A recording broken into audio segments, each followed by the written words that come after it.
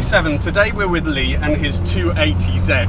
It's quite a special car. It's not a run-of-the-mill 280Z, so I'm going to let him tell you a bit more about it himself. But how did you get hold of this car, Lee? Well, the car came from sunny California, where it lived all of its life. It was owned by a nun, believe it or not. On the US title it had Sister Bernadette's, whatever her name was. But basically she'd owned it from new. Unbelievably, she'd only covered 7,000 miles in it, and the car is sun-beaten, to say the least. Dash is cracked, paint's flat, but basically it's rust-free. So on the registration plate, on the name at the bottom, it said, "Nuns do it in a Datsun." Okay, and since you had it, so you got it in some quite sort of poor condition, didn't you? It had like the big safety bumpers and all that sort of stuff. Yeah, it had the big impact bumpers on it. It had mock wire wheels, so it had wheel caps on the standard steels. Wait, it had mock wire wheels? Yeah, and it was sitting about 4 inches higher. And with all the US emissions of the time, of the 70s, it was completely strangled, so probably giving out about, I think at best, probably 80 horsepower, I would say. Oh my god! So what have you actually done then, engine-wise and chassis-wise? What sort of changes have you made? Well, starting with the engine, we completely stripped the engine.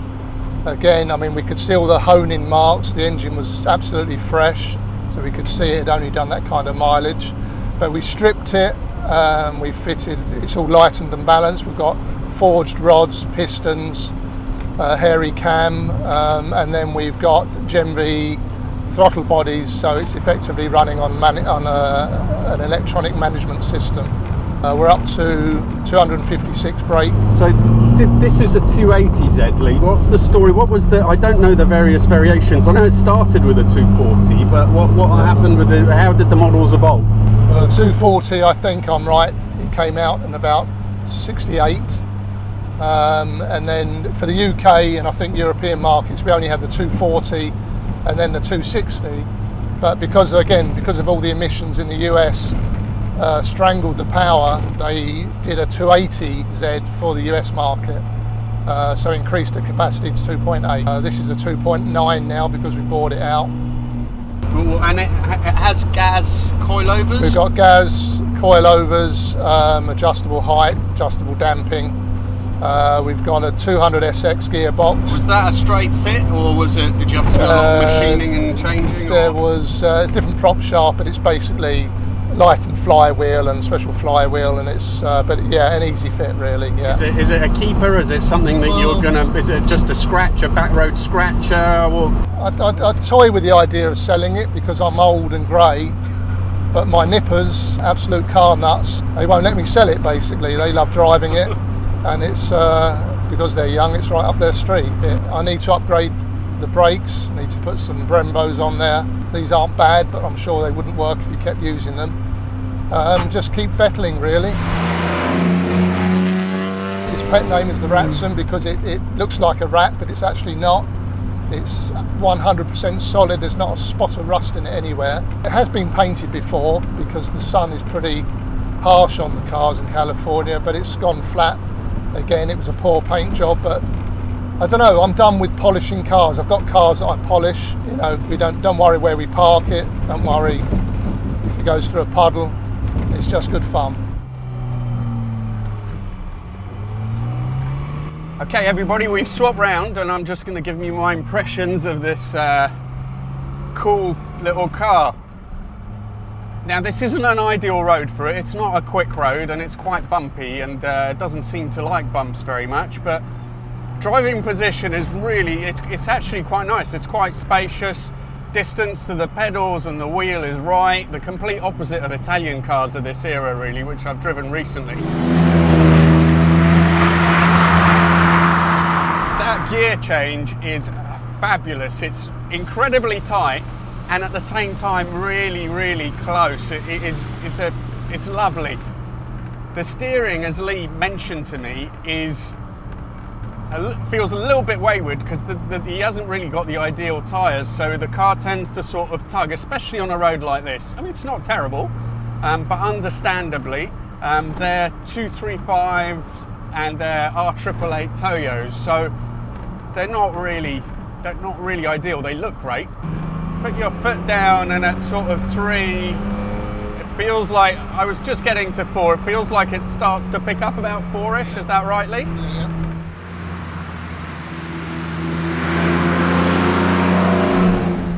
Engine's super responsive. That engine sounds brilliant. That is so good.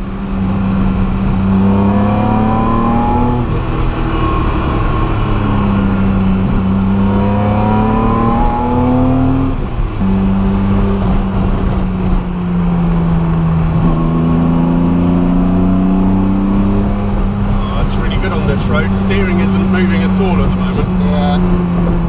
That's all it needs, isn't it? A flat road surface. Yeah, makes all the difference.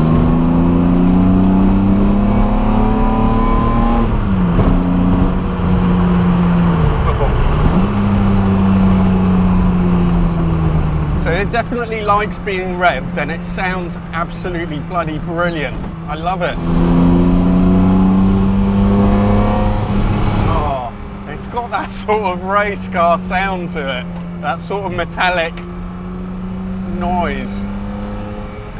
It's quite, the suspension's pretty stiff, but generally speaking, it's not terrible. It's not ideally suited to British back road, but it is a bit of a scratcher.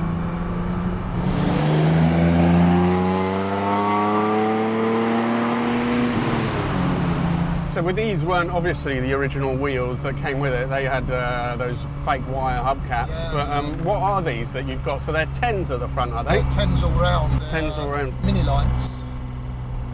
They suit these cars so well, mini lights, don't they? Period tyre, a period wheel with a, you've got to have a tall profile tyre. Yeah. So many people on these go to 17-inch rims with a tiny little 40 profile tyre or whatever, or even less. And they're just not period, right? No, they just don't look right. So I tell you what, Lee, this is much better than I thought it would be. Also because I've heard that as standard, these don't really handle that well. But this, between the gearbox feeling so solid and the steering at speed feeling so good, it's a great car. Yeah, all you need is a flat road.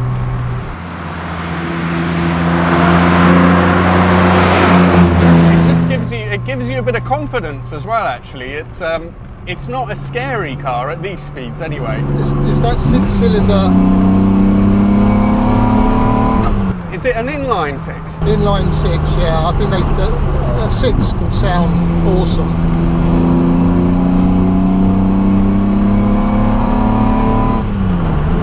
Mate, I love it. Yeah. Honestly.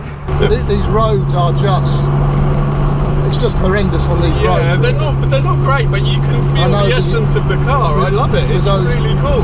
10-inch wide tyres at the front, wheels, it just tugs them. Yeah. But on a smooth road, it's just fantastic. It's a lot of work to drive, but it feels, even on this road, it feels like a really fun car.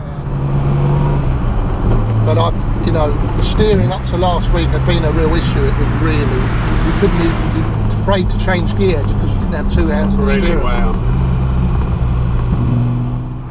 It does literally dart all over the road, doesn't it? I am literally just trying to keep it straight. No, you can't lose concentration. No. It's not a Tourer. Oh, that engine. I see what you mean about the brakes. Yeah. They, I mean, not that we were, using them hard, but even like this, you can sort of feel they don't inspire a massive amount of confidence. No, designed for 100 horsepower probably. Yeah.